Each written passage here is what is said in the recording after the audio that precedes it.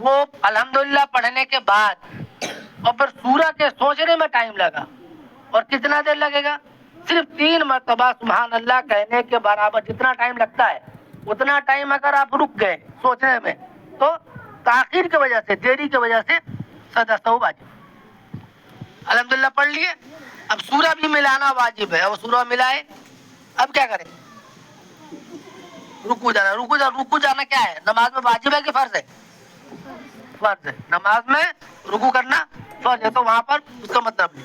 لیکن جب رکو سے اٹھیں گے نا، تعدیل ارکان، ایک چیز ہے اس میں، تعدیل ارکان یہ واجب ہے۔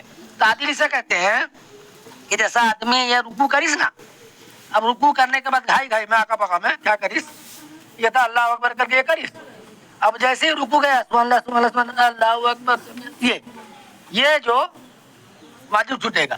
تعدیل ارکان مطلب آپ کو اطمینان رکھنے کا کم سے کم 1 مرتبہ سبحان اللہ کہنے کے برابر آپ کو رکنا پڑے گا۔ اب یہاں سے گئے سمجھے دکھا، یہ سمیع اللہ یہ کہے، اب سمیع سبحان ربی العظیم سبحان ربی العظیم سبحان ربی العظیم کرے، اب جب سمیع اللہ لمن حمیدہ کیے نا، آرام سے اطمینان سے پھر ربنا لک الحمد، اس کے بعد آرام سے جاؤ، وہ 1 مرتبہ کم سے کم سبحان اللہ کہنا۔ یہ جو بتا رہے تعدیل ارکان، ہم لوگ سمجھ میں نہیں آ رہا تعدیل ارکان کیا، وہ اطمینان سے کرنے کا نام تعدیل ارکان، یہ واجب ہے۔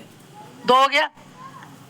اب اٹھے سمیع اللہ لمن حمیدہ، اب رکوع سے جب اٹھنا، رکوع سے جو سیدھا اٹھ کے کھڑے ہونا اطمینان سے، یہ واجب میں ہے کہ فرض میں؟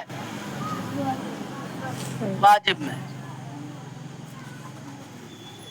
رکوع میں جانا فرض ہے، رکوع سے اٹھنا واجب، اس کا خیال رکھیں۔